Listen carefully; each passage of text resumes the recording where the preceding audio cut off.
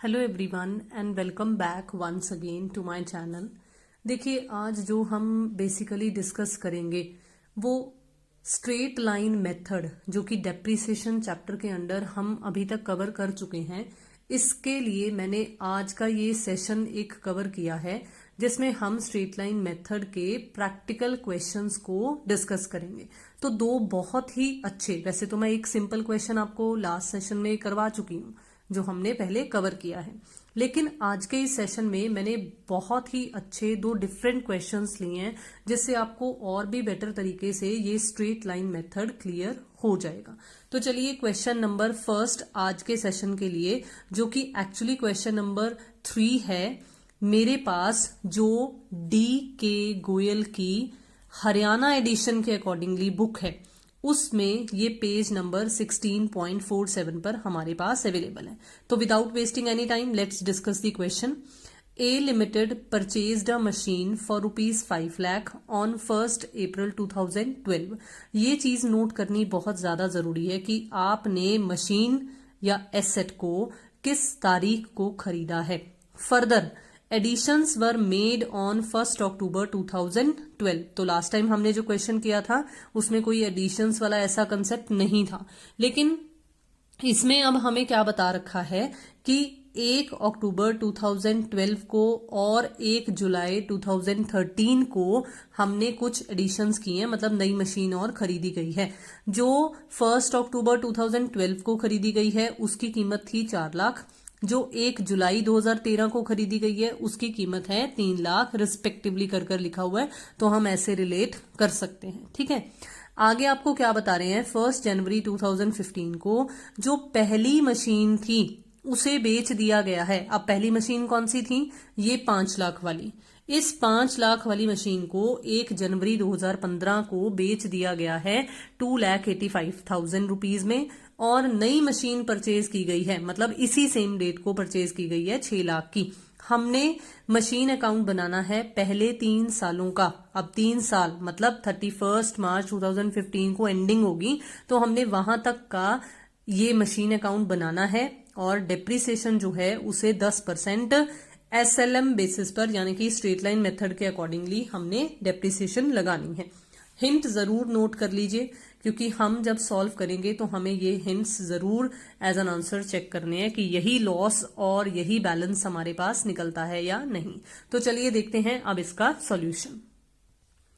देखिए, सबसे पहले मशीन अकाउंट के लिए लाइन अप किया जाएगा। हम debit side and credit side लिखेंगे। फिर उसके बाद देखिए, जो हमारा ये डेट कॉलम है इसमें जो पहली मशीन हमने परचेज की थी 1 अप्रैल 2012 को, तो हम 1 अप्रैल 2012 लिखेंगे। पर्टिकुलर्स में टू बैंक लिखा हुआ आ जाएगा, क्योंकि जर्नल एंट्री क्या बनती है? Machine account debit to bank account, तो पोस्टिंग हो जाएगी। और अमाउंट कॉलम में हम 5 लाख रुपए लिख देंगे। ठीक है, अब देखो बहुत ही ध्यान से आपने ये चीज जरूर चेक करनी है, जो साल 1 अप्रैल 2012 को शुरू हुआ है वो खत्म कब होगा? वो खत्म होगा 31 मार्च 2013। अब इस डेट तक पहुंचने से पहले 1 अक्टूबर 2012 आ रहा है, तो दैट मीन्स जो एडिशन की गई है वो भी इसी सेशन के दौरान कवर होगी।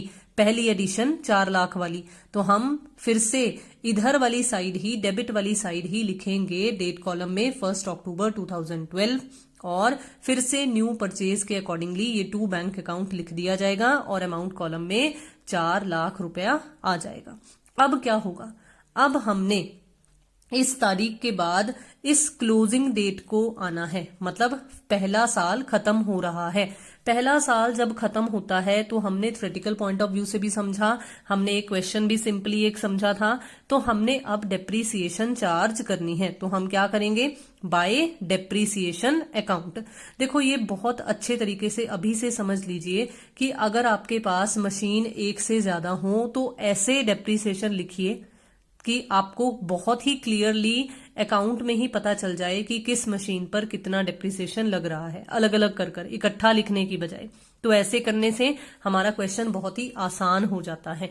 तो देखिए, फर्स्ट मशीनरी 1 अप्रैल से 31 मार्च तक यूज हुई है, ऐसे डेट्स को कंपेयर करना है, तो पूरे साल का डेप्रिसिएशन लगेगा। तो 5 लाख पर 10% पूरे साल का लगाओ, 5 lakh multiply by 10% multiply by 12/12, पूरे साल का यही होता है ना, एक लग जाता है, 1 ईयर पूरा बन जाता है, तो कितना निकल आया 50,000। ठीक है, बिल्कुल इसी तरीके से 4 लाख पर लगाओ, लेकिन जब आप 4 लाख पर 10% का डेप्रिसिएशन लगाओगे तो ये देखो, ऐसे कंपेयर करना है डेट्स को कि 1 अक्टूबर से लेकर 31 मार्च तक, अक्टूबर, नवंबर, दिसंबर, जनवरी, फरवरी, मार्च, तो कितने महीने बन गए, 6 महीने। तो जितने महीनों का डेप्रिसिएशन आएगा, अगर आपने अर्लियर सेशन सुने हो तो मैंने आपको यही बोला था कि सिर्फ एक पहले साल का हमें थोड़ा सा ध्यान जरूर रखना पड़ेगा, खास कर क्योंकि उस वक्त हो सकता है कि हमने in between of the session purchase की हो। तो ये देखो, उसी के हिसाब से हमें 6 मंथ्स की डेप्रिसिएशन चार्ज करनी पड़ेगी, जो कि 20,000 बन रही है। टोटल बाहर डेप्रिसिएशन लेकर जाएंगे, डेप्रिसिएशन का आ जाएगा टोटल 70,000। अब हमने क्या करना है, इसी सेम डेट को हमने बैलेंस कैरी डाउन कैलकुलेट करने हैं। पहली मशीन में से पहली मशीन का डेप्रिसिएशन माइनस कर दो तो उसका बैलेंस निकल आएगा, दूसरी मशीन में से दूसरी मशीन का डेप्रिसिएशन माइनस कर दो तो आपको उसका बैलेंस निकल आएगा। ऐसा करना बहुत ही अच्छा है। अगर हम चाहें तो हम सीधा भी 9 लाख में से 70,000 माइनस कर यहाँ 8,30,000 लिख सकते थे, लेकिन आपको पता चलेगा जब हम आगे पूरा क्वेश्चन करेंगे कि इस तरह से अलग अलग करने का कितना ज्यादा फायदा होता है। तो अलग अलग कर लिखने के लिए आपको बहुत ही less number of working notes बनाने की जरूरत पड़ती है। अब क्या करेंगे, अब ये जो बैलेंस हमारे पास आया, हम इस बैलेंस को यहां नेक्स्ट डेट, देखो 31 मार्च के बाद आती है 1 अप्रैल, तो नेक्स्ट डेट हम यहां पर बैलेंस बीडी की फॉर्म में इसे उतार लेंगे। सेम वही चीज हमने यहां पर टू बैलेंस बीडी की फॉर्म में उतार ली। ठीक है, अब देखो, ये जो सेशन 13 में शुरू हुआ है वो खत्म कब होगा, 14 में। लेकिन अब इस सेशन से पहले नई परचेज आ रही है ना, जुलाई वाली, तो हमने यहां लिखा 1 जुलाई 2013 टू बैंक, और 3 लाख की जो परचेज थी वो लिख ली।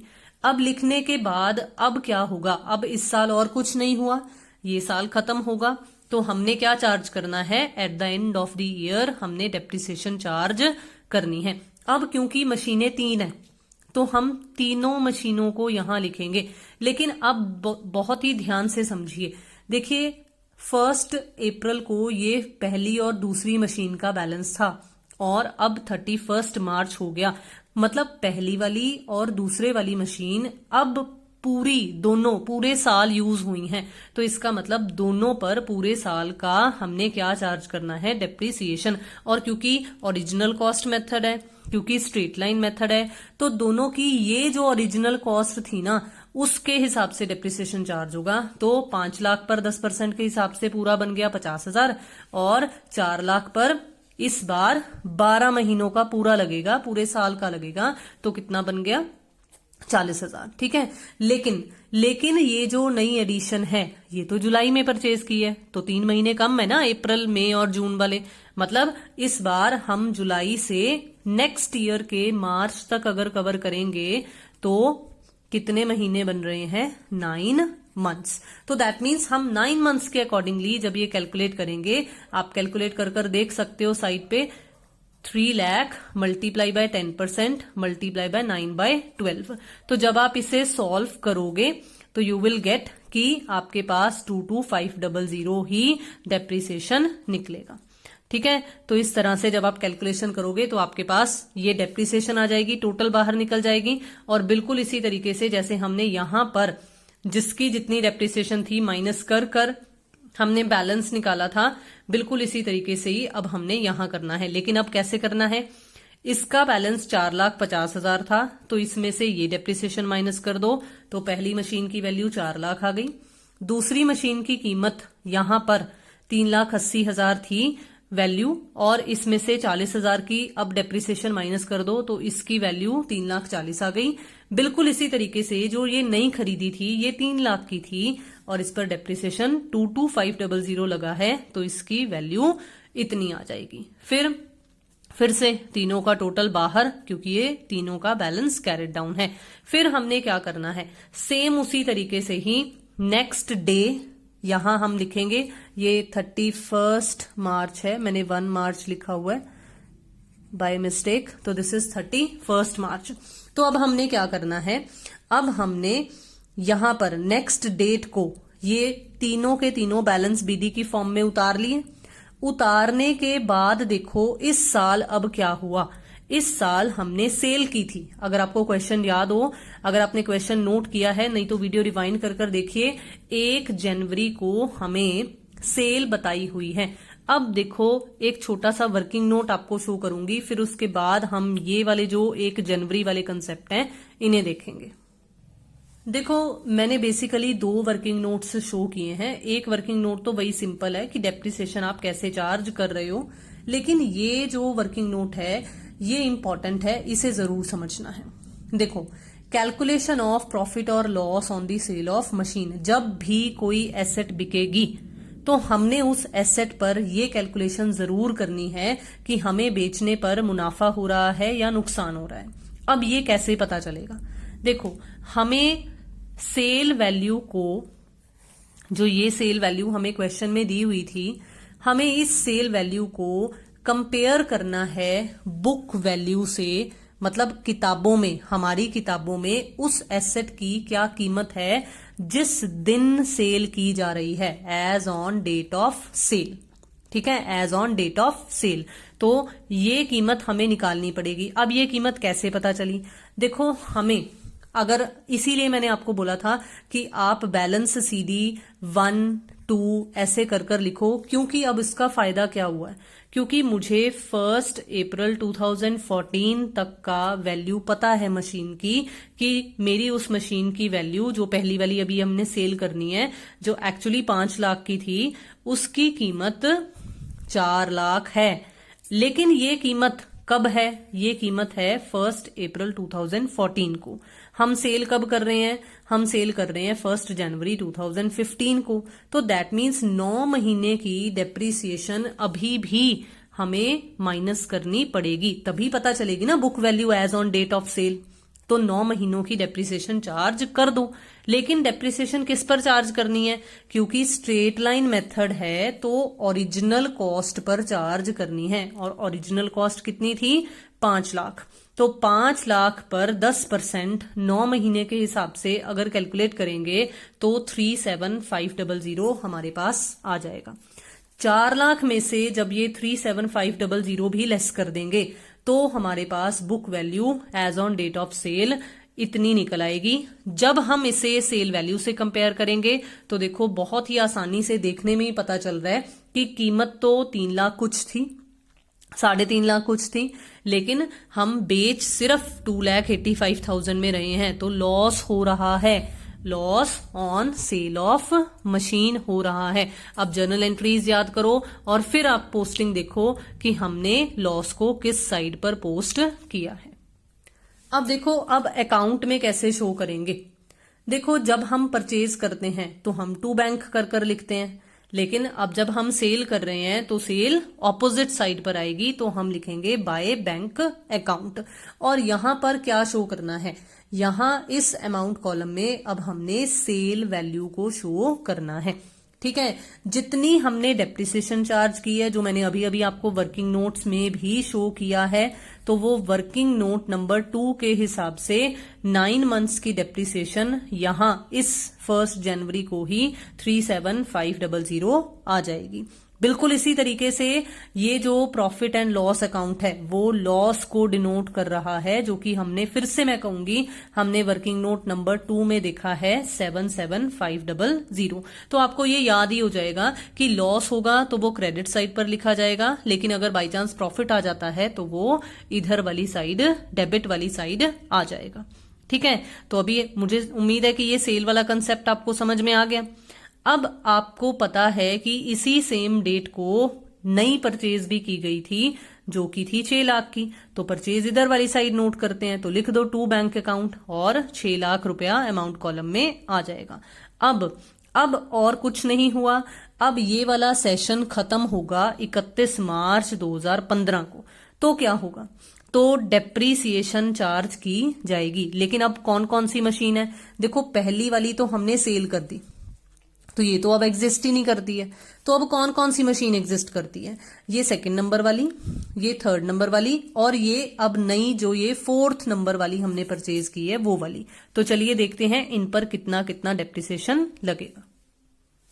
देखो सेकंड वाली और थर्ड वाली तो हमें बैलेंस बीडी की फॉर्म में ही गिवन थी, that means starting of the session में ही गिवन थी, तो ये पूरे साल यूज हुई हैं। तो और इनकी ओरिजिनल कॉस्ट के अकॉर्डिंगली जो सेकंड वाली थी उसकी ओरिजिनल कॉस्ट थी 4 लाख, तो 4 लाख के हिसाब से 10% चार्ज कर दिया।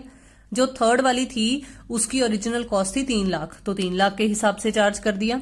लेकिन ये जो फोर्थ वाली है जो नई अभी अभी परचेज की है वो थी तो 6 लाख की, लेकिन 6 लाख पर हम जब 10% और सिर्फ 3 महीने, क्यों? क्योंकि जनवरी में परचेज की है ना, तो जनवरी, फरवरी एंड मार्च, तो 3 महीनों का कितना बन जाएगा वो कैलकुलेट करोगे आप तो आपके पास 15,000 डेप्रिसिएशन निकल आएगा। ठीक है, फिर बिल्कुल उसी तरीके से इसी सेम डेट को आपने बैलेंस सीरीज कैलकुलेट करने हैं। फिर से मैं कहूंगी कि याद रखना, पहली वाली तो सेल हो चुकी है, तो दूसरी वाली का जो बैलेंस आपको दिया हुआ था 3,40,000, उसमें से 40,000 की जब डेप्रिसिएशन लेस करोगे तो आपके पास दूसरी वाली का बैलेंस सीधी निकल आएगा।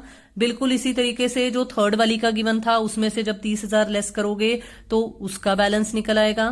बिल्कुल इसी तरीके से जो फोर्थ वाली 6 लाख की नई अभी अभी परचेज की है उसमें से जब 15,000 लेस करोगे तो 5,85,000 उसका बैलेंस निकल आएगा। और आप टोटल कर देख सकते हो बिल्कुल वही हमारे पास बैलेंस निकल रहा है 31 मार्च 2015 को, जो कि आपको हिंट्स की फॉर्म में बताया हुआ था।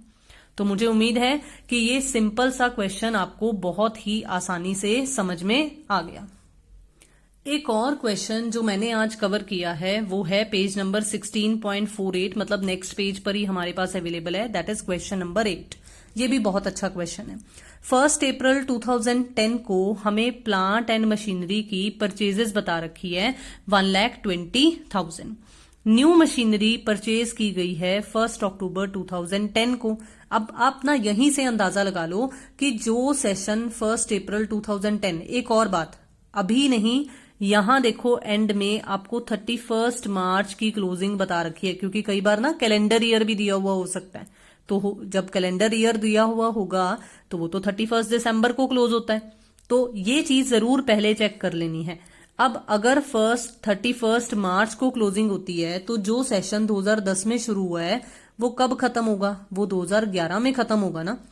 इसका मतलब ये जो 1 अक्टूबर 2010 है वो फिर से हमारे इसी सेशन के बीच कवर हो रही है। तो जब हम पहले वाला साल बनाएंगे तो 2 मशीनरी आएंगी, एक तो 1 अप्रैल 2010 को 2 बैंक के हिसाब से आएगी और एक 1 अक्टूबर 2010 के हिसाब से भी 50,000 वाली भी आएगी। लेकिन जो ये 1 जुलाई 2011 वाली है वो उससे नेक्स्ट वाले सेशन में कवर होगी, वो अभी कवर नहीं होगी। ठीक है, तो मुझे उम्मीद है कि ये समझ में आ गया कि पहले 1,20,000 से शुरुआत है, 50,000 की नई परचेज है और 25,000 की भी 1 जुलाई 2011 को नई परचेजेस आपको बता रखी हैं। अब क्या हुआ? 1 जनवरी 2013 की डेट जब आई तो machinery of the original value of 20,000 which was included in the machinery purchase on 1 अप्रैल 2010। देखो अभी अभी जो हमने क्वेश्चन किया उसमें तो था कि पहली मशीनरी सारी ही बेच दी, लेकिन इसमें क्या दिया हुआ है कि पहली वाली मशीनरी में से सेम डेट है ना कि उसमें से कुछ हिस्सा बेच दिया गया है और जिसकी ओरिजिनल वैल्यू 20,000 थी। लेकिन आपको अब इतना पता चल गया, हमने क्वेश्चन किया तो आपको पता चल गया कि भाई जब सेल करनी हो तो प्रॉफिट या लॉस पता लगाने के लिए हमें बुक वैल्यू पता होनी चाहिए, तो हमें बुक वैल्यू निकालनी पड़ेगी। Prepare plant and machinery account for 3 years after providing depreciation of 10% on straight line method. तो देखते हैं कि किस तरह से ये क्वेश्चन किया जाएगा ताकि लॉस 8,500 का और बैलेंस 128,125 का पता लगाया जा सके। तो क्योंकि अब आपको बेसिक ग्राउंड्स ये समझ आ चुके हैं तो इसलिए मैं थोड़ा सा अब फास्ट चलूंगी कि 1 अप्रैल 2010 को हमने मशीन परचेज की 1,20,000 की, तो वो परचेजेस लिख देंगे। बिल्कुल इसी तरीके से 1 अक्टूबर 2010 को जो हमने नई परचेज की है 50,000 की, वो भी आ जाएगी। अब इस साल और कुछ नहीं हुआ, तो जब ये साल 31 मार्च 2011 को क्लोज होगा तो हमने डेप्रिसिएशन चार्ज करनी है। ये तो पूरे साल यूज हुआ, क्योंकि जब हमने इन डेट्स को कंपेयर किया तो पहली मशीन पर तो 10% के हिसाब से पूरा 12,000 का डेप्रिसिएशन लग गया। लेकिन ये देखो 6 मंथ्स के लिए यूज हुई है, तो 50,000 पर 10% कितना बना? 5,000, उसका आधा, क्योंकि 6/12 भी करना है ना, तो आधा हो गया ना, तो कितना बना? 2,500 का डेप्रिसिएशन, और टोटल 14500 बाहर आ जाएगा। बिल्कुल इसी तरीके से जैसे लास्ट क्वेश्चन में अभी अभी हमने किया है, पहली वाली में से पहली वाली का डेप्रिसिएशन माइनस कर दो, दूसरी वाली में से दूसरी वाली का डेप्रिसिएशन माइनस कर दो, ठीक है, तो आपके पास बैलेंस सीडी निकल आएंगे। ठीक है, अब यही बैलेंस सीडी हम जब 1 अप्रैल 2011 को, मतलब नेक्स्ट डेट को उतारेंगे तो बीडी की फॉर्म में उतर जाएंगे। एक और अच्छा हिंट दूं, मैंने ना इस क्वेश्चन को 2 अलग तरीके से आपको शो किया है, ताकि आपको ये भी पता चल जाए कि क्यों मैं आपको ये अलग अलग बनाने के लिए कह रही हूं। इसलिए ये क्वेश्चन बहुत ही आसानी से, बहुत ही एक्चुअली बहुत ही अच्छे मैनर से आपको समझ में आने वाला है, तो इसलिए बिल्कुल भी वीडियो को मिस मत करना। अब देखो नेक्स्ट 1 जुलाई 2011 को हमें इस सेशन के दौरान नई परचेज दी हुई थी, तो हमने 2 बैंक फिर से लिखा और 25,000 की न्यू परचेज रिकॉर्ड कर ली। बाकी इस सेशन में और कुछ नहीं हुआ, क्योंकि इसके बाद हमें सेल की इन्फॉर्मेशन गिवन थी जो कि 2013 वाली है, तो इस सेशन में तो कुछ नहीं हो रहा और 12 को ये क्लोज हो रहा है। तो हमने क्या किया, हमने डेप्रिसिएशन चार्ज की। अब क्योंकि ये इन दोनों मशीनरीज के बैलेंस 1 अप्रैल को हमें गिवन थे, तो मतलब पूरे साल का डेप्रिसिएशन लगेगा इन पर। लेकिन किस पर लगेगा? इनकी ओरिजिनल कॉस्ट पर। तो पहली वाली पर फुल 12,000 लगा दो, दूसरी वाली पर भी फुल 5,000 लगा दो, लेकिन तीसरी वाली पर अगर हम इस डेट से कंपेयर करेंगे तो कितने महीनों का बनेगा? 9 मंथ्स का। ठीक है, 25,000 मल्टीप्लाई बाय 10% कितना बन गया? 2500 मल्टीप्लाई बाय 9/12, तो कर दो 3/4 जब हम कैलकुलेट करेंगे तो हमारे पास 1875 डेप्रिसिएशन आ जाएगा। ठीक है, फिर उसके बाद तो ये है हमारा करेक्ट डेप्रिसिएशन। ठीक है, अब देखो अब क्या होगा, अब हम लोगों ने बैलेंस सीडी कैलकुलेट किया है, तो this is BALANC balance CD. अब ये कैसे किया है? फिर से वही फर्स्ट वाली में से फर्स्ट वाली का डेप्रिसिएशन माइनस कर दिया, और सेकंड वाली में से सेकंड वाली का डेप्रिसिएशन माइनस कर दिया, देन थर्ड वाली में से थर्ड वाली का डेप्रिसिएशन लेस कर दिया, तो वो वैल्यू हमारे पास निकल आई। ठीक है, अब देखो फिर से वही जो बैलेंस सीडी था उसे हमने नेक्स्ट डेट को बैलेंस बीडी बना लिया, है ना। अब देखो ये जो सेशन है वो क्लोज होगा 2013 में जाकर। कब? मार्च 2013। लेकिन मार्च 2013 से पहले अब आ रही है जनवरी 2013, तो 1 जनवरी 2013 को हमने वही तीनों चीजें लिखनी है। तीनों चीजें में से 2 तो डेफिनेटली यहीं पर ही आएंगी, तीसरी आएगी या नहीं आएगी, क्योंकि वो प्रॉफिट हुआ तो इधर चला जाएगा, लॉस है तो इधर आएगा, तो हमें तीसरे के लिए वर्किंग नोट बनाने पड़ेंगे। लेकिन उससे पहले मैं आपको थोड़ा सा हल्का सा यहाँ दोनों बाकी की 2 चीजों के बारे में बता दूं। देखो डेप्रिसिएशन यहां आएगा ही आएगा। कितना आएगा? 1 अप्रैल यहां बैलेंस उतरा हुआ है, लेकिन हम सेल कर रहे हैं 1 जनवरी को, तो दैट मीन्स डेप्रिसिएशन आएगा 9 महीनों के हिसाब से। अमाउंट नहीं अभी बताऊंगी, अमाउंट वर्किंग नोट्स में से फिर बताऊंगी।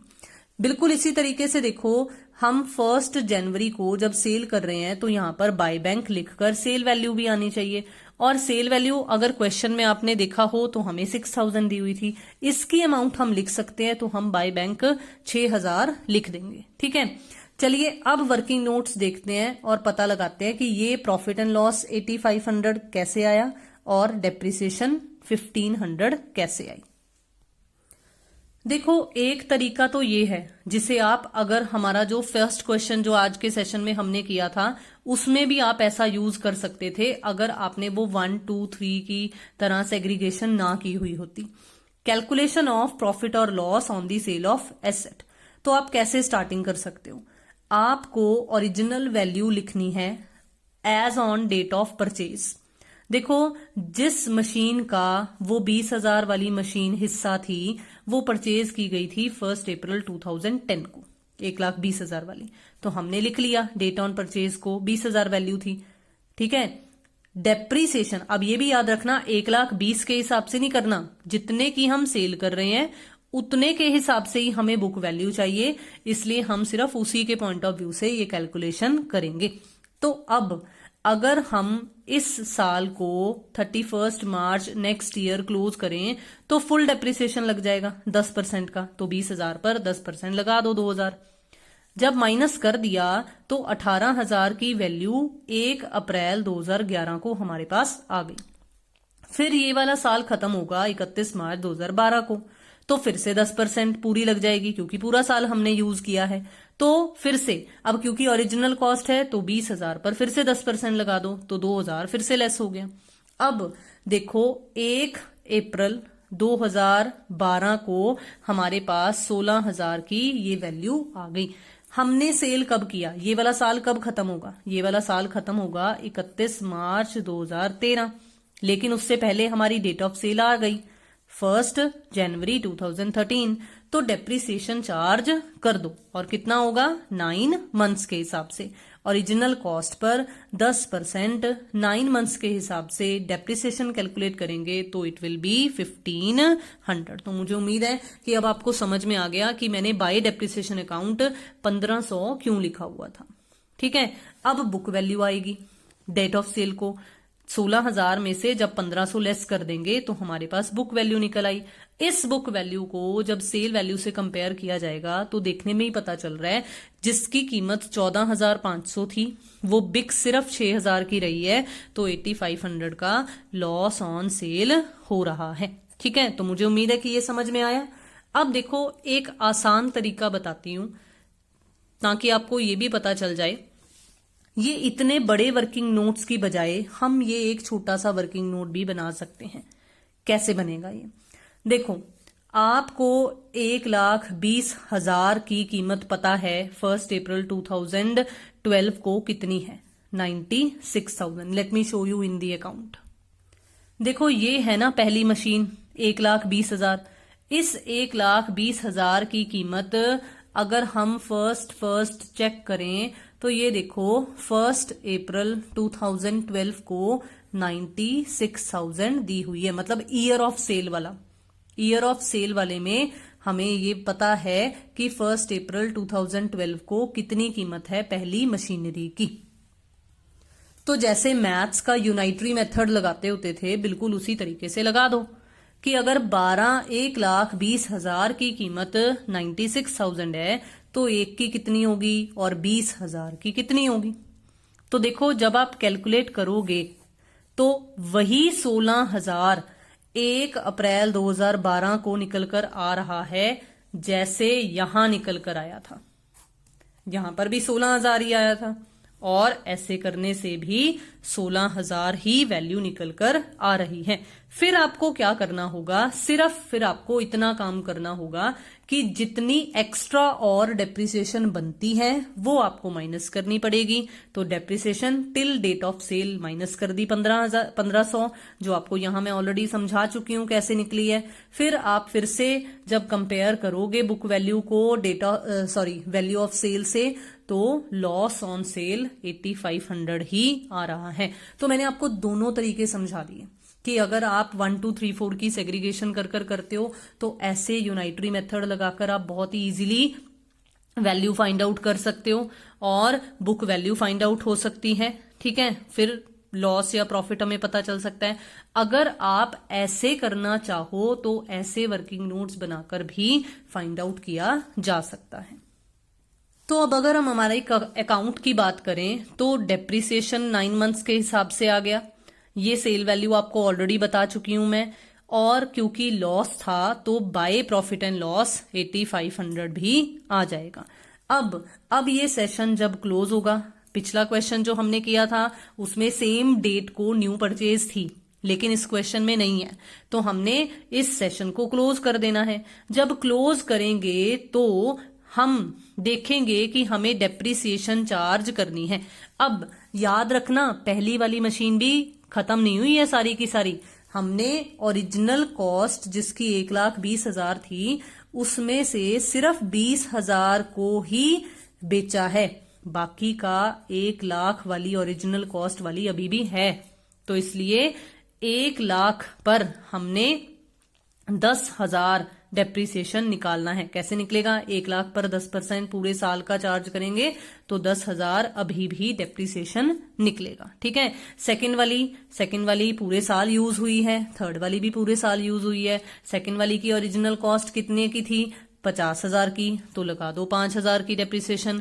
जो थर्ड वाली थी वो 25,000 की थी, तो लगा दो पूरे साल की डेप्रिसिएशन। तो इस तरह से डेप्रिसिएशन लग जाएगा। ठीक है। अब एक और चीज एक्स्ट्रा बता रही हूं, देखो ये जो अब 96,000 पहली वाली मशीन है, इसमें से 16,000 तो उस मशीन की कीमत है जिसको आपने यहां पर सेल कर दिया। निकली थी ना 16,000, वर्किंग नोट्स में दोनों तरीके से आपको बताई है। और बाकी की जो 80,000 बची है वो ये वाली है कि 1,00,000 वाली जिसकी कीमत अब माइनस होकर डेप्रिसिएशन 80,000 रह गई है। ठीक है। तो अब अगर हमें इनके बैलेंस सीरीज फाइंड आउट करने होंगे तो कैसे करेंगे? देखो दो तरीके हैं। एक तो है कि आपको आपकी डेबिट साइड का टोटल पता है, क्वेश्चन खत्म हो रहा है, तो ये 1 2 3 4 करने की जरूरत ही नहीं है, सीधा ही डेबिट में से क्रेडिट माइनस कर दो तो आपके पास 128 125 आ जाएगा। ठीक है। एक तो ये तरीका है। एक तरीका ये है कि जो मैंने अभी अभी आपको बताया कि पहली वाली मशीन की कीमत 96,000 जो 1 अप्रैल को थी उसमें से 16,000 तो बिकने वाली की थी जो कि बिक गई, निकल गई। बाकी की जो 80,000 बची है उस पर हमने अभी अभी 10,000 डेप्रिसिएशन चार्ज किया था। तो 80 में से 10,000 माइनस करोगे तो देखो पहली वाली की 70 आ गई, दूसरी वाली की वैल्यू जो थी उसमें से दूसरी वाली का डेप्रिसिएशन माइनस कर दो, तीसरी वाली का जो बैलेंस बीडी था उसमें से तीसरी वाली का डेप्रिसिएशन माइनस कर दो। तो अगर आप अब भी टोटल करोगे तो आपके पास वही वैल्यू ही निकल कर आएगी जैसा कि आपको सॉल्यूशन में बताया गया था। तो मुझे उम्मीद है कि आज के ये दोनों बहुत ही इंपॉर्टेंट क्वेश्चंस जो थे वो आपको स्ट्रेट लाइन मेथड के अकॉर्डिंगली बहुत ही आसानी से समझ में आ गए होंगे। तो चलिए मिलते हैं नेक्स्ट सेशन में जिसमें हम हमारे डेप्रिसिएशन के चैप्टर को ही आगे और फर्दर कंटिन्यू करेंगे और देखेंगे कि रिटन डाउन वैल्यू मेथड क्या है और इससे क्वेश्चंस को कैसे सॉल्व किया जा सकता है। तो तब तक के लिए जुड़े रहिए चैनल के साथ, सब्सक्राइब कीजिए अगर आपने अभी तक नहीं किया है, शेयर कीजिए वीडियोस को, लाइक कीजिए वीडियोस को, अपने कमेंट्स भी जरूर शेयर कीजिए। Thank you so much and have a nice day.